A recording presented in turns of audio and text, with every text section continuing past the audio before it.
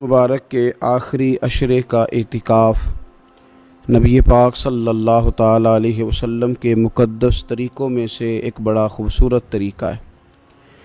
कुरान मजीद ने इरशाद फरमाया, मेरे घर को खूब साफ़ सुथरा करो, तवाफ़ करने वालों के लिए और एतिकाफ़ करने वालों के लिए और रुकू और सुजूद करने वालों के लिए। नबी पाक सल्लल्लाहु ताला अलैहि वसल्लम ने हर साल रमज़ान मुबारक के आखिरी अशरे का एतिकाफ़ फरमाया है। एक साल किसी वजह से एतिकाफ़ न फरमा सके तो अगले साल 20 दिनों का एतिकाफ़ फरमाया। नबी पाक सल्लल्लाहु ताला अलैहि वसल्लम ने एतिकाफ़ का जो मकसद बयान किया वो शब कदर की तलाश बयान किया। एतिकाफ़ से मुराद ये है कि इंसान सारा कुछ छोड़ छाड़ के अल्लाह ताला के घर में उसकी इबादत के लिए, उसको राज़ी करने के लिए बैठ जाए। और 10 दिन जब वो मस्जिद शरीफ में हाजिर रहता है तो हुजूर सल्लल्लाहु ताला अलैहि वसल्लम फरमाते हैं, अल्लाह ताला उसे 2 हज और 2 उम्रे का सवाब अता करता है। इतिकाफ़ के अंदर कुछ बातें बड़ी ज़रूरी होती हैं, जैसा कि इंसान को बिला ज़रूरत है तभी मस्जिद से बाहर नहीं आना, उसको कोई फ़जूल बात नहीं करनी, उसको कोई ऐसा काम नहीं करना कि जो शरीयत इस्लामिया जिससे मना करती हो। इसके साथ साथ कुछ एतिकाफ़ के आदाब भी हैं कि उसने 10 दिन मस्जिद के अंदर रहना है तो आखिर उसने करना क्या है। हमारे यहाँ लोग मसाइल पूछ लेते हैं और मसाइल पूछने के बाद फिर उनकी गुंजाइश से बहुत ज़्यादा फ़ायदा उठाते हैं। इसमें कोई शक नहीं है कि बाहर से आने जाने वाले आदमी के साथ आप गुफ्तगू कर सकते हैं, ज़रूरत के तहत आप टेलीफोन पर भी बात कर सकते हैं, लेकिन इसको अगर आपने यही काम करना था और बहुत ज़्यादा वक्त इसी पर ज़ाया करना था तो फिर तो आप पहले से बाहर मौजूद थे। इतिकाफ़ में आने का मकसूद तो अल्लाह की इबादत है। इतिकाफ़ में जब आप आ गए तो इसका मकसद है कि आप कुछ दिनों के लिए लोगों से कट के अल्लाह की बारगाह में हाजिर हो गए, आपने अपने रब को राज़ी करने का इरादा कर लिया। तो इतिकाफ़ में एक तो शौक़ से आएँ। हमारे उलमा ने लिखा है कि ज़िंदगी में एक बार तो इतिकाफ़ कारी लेना चाहिए, इस पर तवज्जो हो ही जानी चाहिए। वक्त मिलना तो ज़िंदगी में प्रॉपर तरीके से तो बड़ा मुश्किल होता है, लेकिन वक्त निकाल के इतिकाफ़ में एक दफ़ा तो ज़िंदगी में आ ही जाना चाहिए। और किसी को हर साल मौका मिल जाए तो फिर तो क्या ही बात। तो इतिकाफ़ के अंदर जो काम हमने करने उनमें सबसे ज़्यादा और सबसे प्यारा काम यह है कि कसरत के साथ कुरान पाक की तिलावत करें। नबी पाक सल्लल्लाहु ताला अलैहि वसल्लम रमज़ान मुबारक में कुरान पाक का दौर फरमाते थे हज़रत जिब्रील अमीन अलैहिस्सलाम के साथ। और जिस साल हुजूर का विसाल ज़ाहिरी हुआ उस साल हुजूर फरमाते हैं 2 मरतबा कुरान पाक का दौर किया। 2 दफ़ा हुजूर ने हज़रत जिब्रील अमीन को कुरान शरीफ सुनाया और 2 दफ़ा उन्होंने नबी पाक सल्लल्लाहु अलैहि वसल्लम को सुनाया। तो बहुत कसरत के साथ कुरान पाक की तिलावत की जाए। एक पहलू और भी है इसका, उस पर भी आप तवज्जो करेंगे। कुरान मजीद को पढ़ना भी ज़रूरी होता है और सही पढ़ना सबसे ज़्यादा ज़रूरी होता है।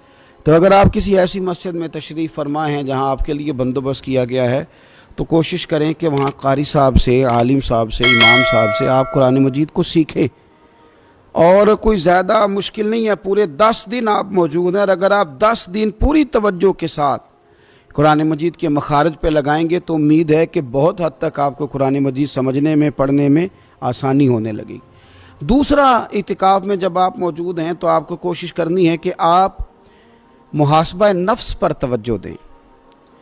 आप अपने ऊपर गौर करें, ज़िंदगी में कौन सी ऐसी गलतियां हैं जो जान नहीं छोड़ रही, उनकी किस तरह करके इस्लाह की जा सकती है।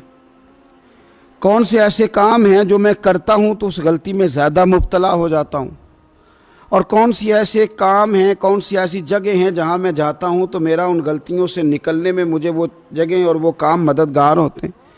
तो अपने मुहासबा नफ्स पर तवज्जो दी जाए। इतिकाफ़ के 10 दिनों में मौका मिलता है इंसान को अपने लिए सोचने का।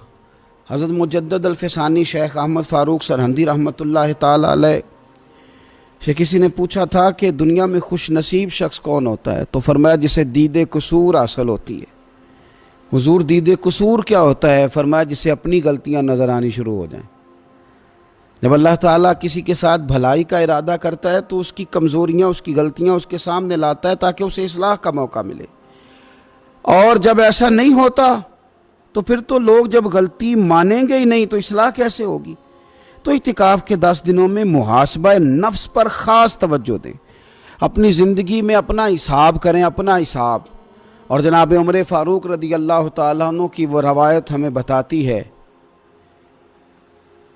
کہ حساب کر لو اس سے پہلے کہ تمہارا حساب کیا جائے۔ تیسری بات، ایک تو قرآن پاک پڑھیں گے، ایک محاسبہ نفس کریں گے، تیسری بات مراقبہ کریں۔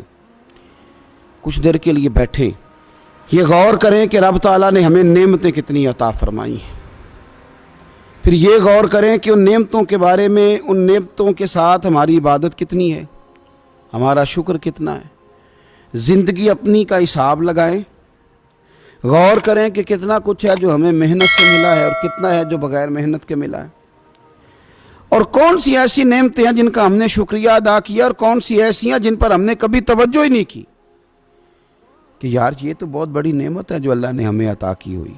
اپنی گردن کو جھکا کے تھوڑا غور و فکر کریں۔